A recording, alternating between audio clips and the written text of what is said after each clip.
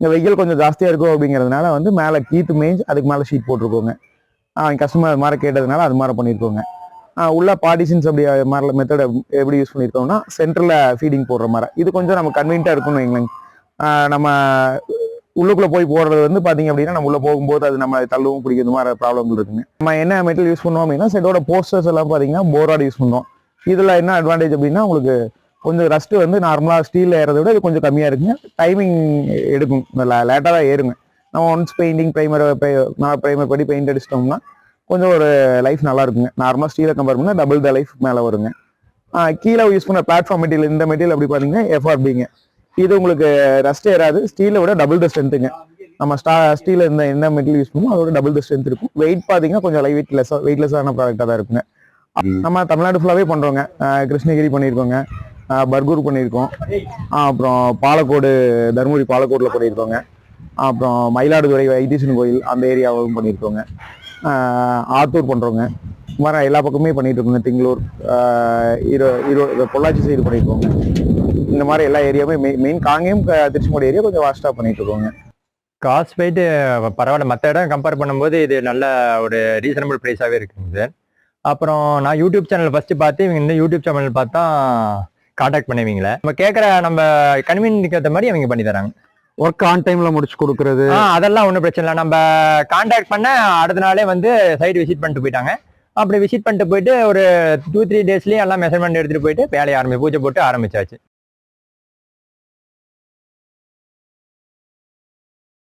வணக்கம் மிஸ்டர் கௌதம். வணக்கங்க. இப்போ நம்ம வந்து பரண் அமைச்சு கொடுத்துட்டு இருக்கீங்க. ஆமாங்க. எவ்வளோ வருஷமா இந்த பிஸ்னஸ் பண்றீங்க? நம்ம எந்த ஊர், இப்போ எந்த ஃபீல்டில் இருக்கோம் அதை பற்றி? என் பேர் கௌதம்ங்க. நம்ம வேலா கோட் ஃபார்ம்ஸ்ன்னு சொல்லிட்டு நம்ம ஒரு 3 வருஷமா பண்ணிட்டு இருக்கோங்க. இந்த ஃபிளாட் ஃப்ளோரிங் பண்ணி கொடுக்குறது வந்து பண்ணி கொடுத்துட்டு இருக்கோம். நம்ம இப்போ இங்கே பண்ணிட்டு இருக்க லொக்கேஷன் பார்த்தீங்க அப்படின்னா நாமக்கல் டிஸ்ட்ரிக்ட் திருச்செங்கோடு மோர்பளைங்கிற இடத்துல பண்ணிட்டு இருக்கோங்க. இப்போ இங்கே எவ்வளோ ஸ்கொயர் ஃபீட் பண்ணுறோம் அப்படின்னம்னா 30க்கு 20 600 ஸ்கொயர் ஃபீட் நம்ம பண்ணிட்டு இருக்கோங்க. இங்கே என்னென்ன எப்படி மெத்தட் பண்ணியிருக்கோம் அப்படின்னம்னா கீழே ஃப்ளோரிங் வந்து ஒரு 4 அடி ஹைட் கொடுத்துருக்கோம். அதுக்கு மேலே வந்து 6 அடி ஹைட் கொடுத்துருக்கோங்க. இங்கே வெயில் கொஞ்சம் ஜாஸ்தியாக இருக்கும் அப்படிங்கிறதுனால வந்து மேலே கீத்து மேய்ஞ்சி அதுக்கு மேலே ஷீட் போட்டிருக்கோங்க. கஸ்டமர் அது மாதிரி கேட்டதுனால அது மாதிரி பண்ணியிருக்கோங்க. உள்ள பார்ட்டிஷன்ஸ் அப்படி மாதிரி மெத்தட் எப்படி யூஸ் பண்ணியிருக்கோம்னா சென்டரில் ஃபீடிங் போடுற மாதிரி இது கொஞ்சம் நம்ம கன்வீனியாக இருக்கும்னு வைங்களேன். நம்ம உள்ளுக்குள்ளே போய் போடுறது வந்து பார்த்தீங்க அப்படின்னா நம்ம உள்ளே போகும்போது அது நம்ம தள்ளவும் பிடிக்கிறது மாதிரி ப்ராப்ளங்கள் இருக்குங்க. சென்டரில் ஃபீட் வரும்போது உங்களுக்கு நம்ம கன்வீனியாக இருக்குங்க. போய் ஃபீடிங் கொடுக்குறதுக்கு இதுக்கு எல்லாமே வந்து கன்வீனியாக இருக்குங்க. பரண் அமைச்சு கொடுக்குறீங்க அப்படின்னா என்ன மாதிரியான மெட்டீரியல்ஸ் யூஸ் பண்ணுறீங்க? பிளாஸ்டிக்கு, யூபிவிசி அது மாதிரி இருக்கு இல்லையா? நம்ம நார்மலாக தப்பையில் தென்னந்தப்பா இதெல்லாம் போடுவாங்க. அதுக்கும் நீங்கள் யூஸ் பண்ணுற மெட்டீரியலுக்கு நம்ம என்ன மெட்டீரியல் யூஸ் பண்ணுவோம் அப்படின்னா செட்டோட போஸ்டர்ஸ் எல்லாம் பார்த்தீங்கன்னா போராட் யூஸ் பண்ணுவோம். இதில் என்ன அட்வான்டேஜ் அப்படின்னா உங்களுக்கு கொஞ்சம் ரஸ்ட்டு வந்து நார்மலாக ஸ்டீலில் ஏறதை விட இது கொஞ்சம் கம்மியாக இருக்குங்க. டைமிங் எடுக்கும், லேட்டாக தான் ஏறுங்க.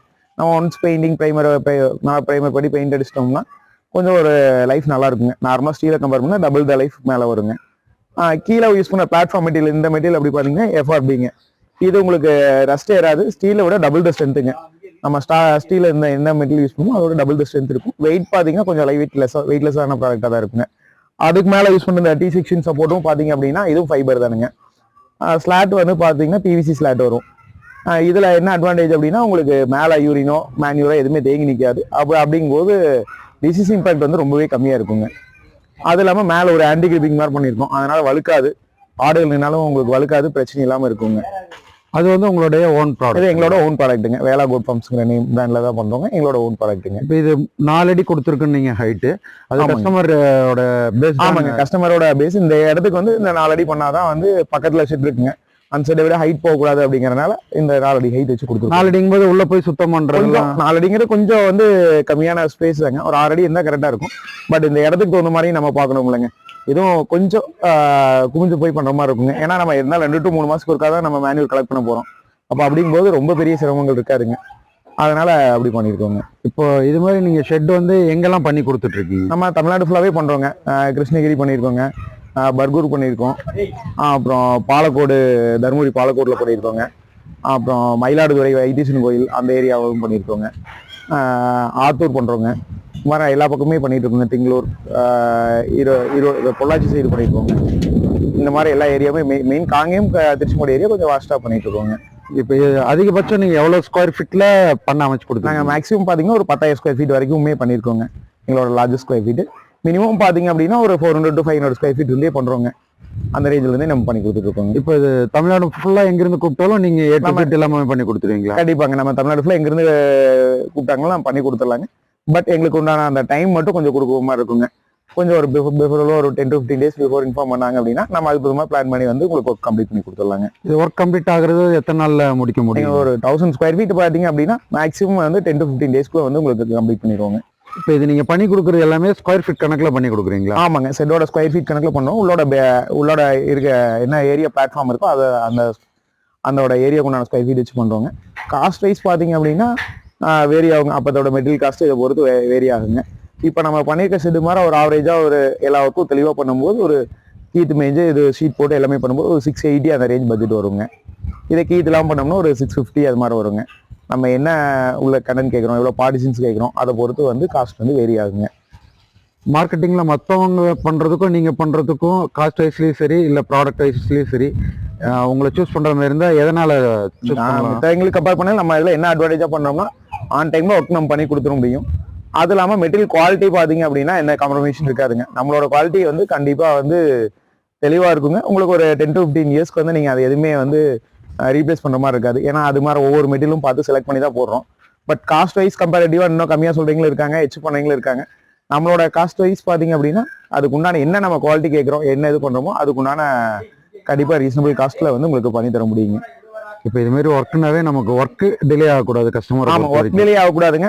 மறுபடியும் நீங்கள் திருப்பி ரிப்பீட்டடாக எந்த ஒர்க்கும் பண்ணுற மாதிரி இருக்காதுங்க. கம்ப்ளீட் ஒர்க் ஃபினிஷ் பண்ணி உங்களுக்கு என்னென்ன கன்வீனியன்ட்டாக வேணும், என்ன இது வேணுங்கிறத வந்து நம்ம பண்ணி தர முடியுங்க. நாங்கள் இந்த ஃபீல்டு பண்ணியிருக்கோம். எங்களோட நம்ம கஸ்டமரோட ரிவ்யூவும் நீங்கள் இதில் பின்னாலே அட்டாச் பண்ணியிருக்கோம். அது ஓகேங்க. ஓகே, வணக்கங்க. இப்போ நம்ம வேலா கோட் ஃபார்ம் வந்து உங்களுக்கு பரன் பண்ணி கொடுத்துட்டு இருக்காங்க. அதோட ஒர்க் எக்ஸ்பீரியன்ஸ் உங்களுக்கு எப்படி இருக்கு? காஸ்ட் வைஸ் எப்படி அவங்க பண்ணி கொடுத்துருக்காங்க எப்படின்னு கொஞ்சம் சொல்லுங்க. காஸ்ட் போயிட்டு பரவாயில்ல, மற்ற இடம் கம்பேர் பண்ணும்போது இது நல்ல ஒரு ரீசனபிள் ப்ரைஸாகவே இருக்குங்க சார். அப்புறம் நான் யூடியூப் சேனல் ஃபஸ்ட்டு பார்த்து இவங்க இந்த யூடியூப் சேனல் பார்த்தா காண்டாக்ட் பண்ணுவீங்களே. அப்புறம் இந்த மேட்டு பொறுத்த வரைக்கும் ஆன்டி கிரிப்பிங் தராங்க இவங்க. அது எனக்கு ரொம்ப ஃபஸ்ட்டு இதில் இவங்க பிடிச்சிருந்துச்சு. மற்ற எல்லாம் என்னென்னா பிளெயினாக இருக்கும், மழை பெஞ்சுன்னா வழுக்கும். இவங்க மேட்டில் என்னன்னா ஆன்டி கிரிப்பிங் கொடுத்துருக்கனால கால் வழுக்காதுன்னு வச்சுக்கிங்களேன், நேரி நின்னாலும் வழுக்காது.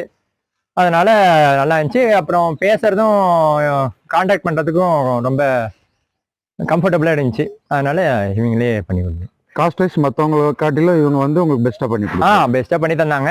மெட்டீரியல் குவாலிட்டி கொஞ்சம் நல்லா இருக்குங்க. எல்லாம் அப்ளோ பைப்ஸ் போடுறாங்க. கீழே ஃப்ளோரிங் எல்லாம் 70 mm திக்னஸ் மேட் இருக்கு, ஆன்டி கிரிப்பிங் இருக்கு. நம்ம எப்படி கேட்குறோமோ அது மாதிரி பண்ணி தராங்கன்னு வச்சுக்கோங்களேன். Okay okay. நம்ம கேட்குற நம்ம கன்வீனியன்ட்க்கு ஏற்ற மாதிரி அவங்க பண்ணி தராங்க. ஒர்க் ஆன் டைம்ல முடிச்சு கொடுக்குறது அதெல்லாம் ஒன்றும் பிரச்சனை இல்லை. நம்ம கான்டாக்ட் பண்ண அடுத்த நாளே வந்து சைட் விசிட் பண்ணிட்டு போயிட்டாங்க.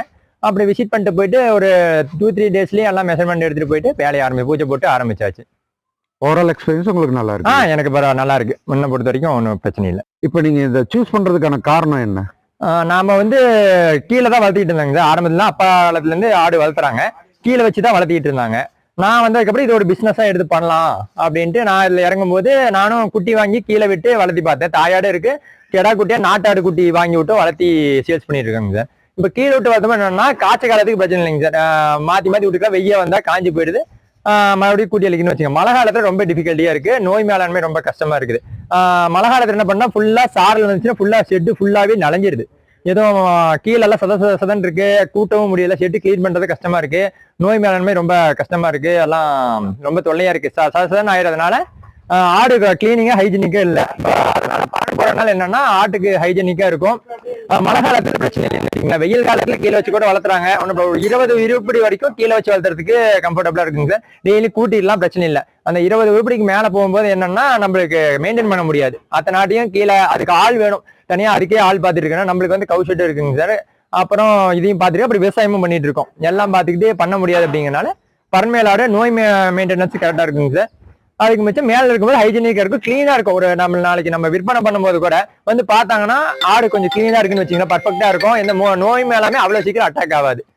எதா இருந்தாலும் ஹைஜீனிக்கா இருக்கும். அதுக்கோசரம் பரன் போடுறாங்க சார். ஈஸியா ஹேண்டில் பண்ணி ஹேண்டிலிங் ஈஸிங்க. இப்ப நான் அதை உள்ள போய் ஃபீட் வச்சிருக்கேங்க சார். அது என்னன்னா நம்ம உள்ள போய் தீனி போடும்போது என்ன ஒரு சிக்கல்னா அது உள்ள கேட்டு திறந்து போகும்போதே ஃபுல்லா அடைச்சிக்குங்க சார். நம்ம போய் தீனியே உள்ள போட முடியாது. அதை வேற இடத்துக்கு மாத்தி விட்டு அதுக்கு இற வேணும், வேற ஷெட்ல ஓட்டி விட்டு இது தீனி கொட்டிட்டு மறுபடியும் இந்த ஷெட்ல திறந்து விடுற மாதிரி இருக்கணும். உள்ள போய் பண்ணா காலம் முதிக்கும், நம்ம தீனி போட முடியாது, உள்ள ஏறி படுத்துக்கும், நிறைய டிஃபிகல்டிஸ் இருக்குங்க. இதுனா வெளியே பார்ட்டிஷன் இருக்கு, உள்ள குட்டிங்க இருக்கும், நான் பகல் கிளீன் பண்றது ஈஸிங்க சார். புனைக்கு எல்லாம் அந்த கேப் நல்லா கேப் இருக்குங்க சார், கீழே விழுந்துருது. நம்ம கிளீன் பண்றதுக்கு வெளியவே கிளீன் பண்ணிட்டு போயிடலாம். எதா இருந்தா வெளியவே தீனி கொட்டிக்கலாம். ஆடு பகல் தலையை விட்டு உள்ள தலையை விட்டு பிரச்சனை எல்லாம் சாப்பிட்டுக்குங்க. இப்போ நீங்க இதுல என்ன வெரைட்டி வளர்த்தலாம்னு இருக்கீங்க? நாங்க தலைச்சேரி வளர்த்தலாம்னு இருக்குங்க சார். தலைச்சேரி இருக்குங்க சார், அப்புறம் போயர் ஆடு இருக்கு. மெயினா தலைச்சேரி பண்ணலாம் அப்படின்னு இருக்குங்க சார். நாட்டுக்குட்டி இருக்குங்க சார், அது கீழே வச்சு வளர்த்திட்டு இருக்கோம். இது மெயினா தலைச்சேரி வளர்த்துறதுக்கோசரம் சார். ஓகே, கண்டிப்பா ஒரு 2-3 months ஆகட்டுங்க. ஓகே, நீங்க இதுக்கப்புறம் எப்படி வளர்த்துறீங்க என்ன ஏதுன்றது ஓகேங்க சார், கண்டிப்பா போட்டோம். ஓகேங்க, தேங்க்யூ. கண்டிப்பா இப்போ உங்களுடைய கஸ்டமர் ஃபீட்பேக்கும் கேட்டிருந்தோம், நல்லா பண்ணி கொடுத்துட்டு இருக்காங்க. இப்போ இந்த வீடியோ பாக்குறவங்க உங்களை கான்டாக்ட் பண்ணுவாங்க, கண்டிப்பா பெஸ்டா பண்ணி கொடுங்க. கண்டிப்பாங்க. நம்மளுக்கு அப்ரோச் பண்ணாங்க அப்படின்னா நம்ம பெஸ்டா பண்ணி கொடுத்துடலாங்க. என்ன ஃபெசிலிட்டி வேணும், என்ன மாதிரி உள்ள பார்ட்டிஷன்ஸ் என்ன மாதிரி வேணும், அவங்களோட யூசர் ஃப்ரெண்ட்லிக்கு அவங்களோட கன்வீனியன்ட் தகுந்த மாதிரி நம்ம வந்து கன்வீனியா பண்ணி கொடுக்கலாங்க. எங்களோட கான்டாக்ட் டீட்டெயிலும் உங்களுக்கு கீழே டிஸ்கிரிப்ஷன்ல கொடுத்துருக்கோம், நீங்க அதை கான்டாக்ட் பண்ணுங்க. உங்களுக்கு உண்டானது எங்களோட இதில் எவ்வளோ பர்ஃபெக்டாக பண்ணி தர முடியுமோ அந்த மாதிரி நான் உங்களுக்கு பண்ணி கொடுத்துருவோங்க. ஓகேங்க, ஓகே, உங்கள் பிஸ்னஸ் வெற்றியடைய எங்களுக்கு வாழ்த்துக்கள். நன்றிங்க. நண்பர்களே, இந்த வீடியோ உங்களுக்கு கண்டிப்பாக பயனுள்ளதாக இருக்கும். மறக்காமல் உங்கள் நண்பர்களிடத்தில் ஷேர் பண்ணுங்கள். அதே மாதிரி ஏதாவது சந்தேகம் இருந்துச்சுன்னா கமெண்ட் பண்ணுங்கள், லைக் பண்ணுங்கள். மறக்காமல் எங்களை ஊக்கப்படுத்துறதுக்கு சப்ஸ்கிரைப் பண்ணுங்கள். நன்றி. மீண்டும் சந்திப்போம் அடுத்த வீடியோவில்.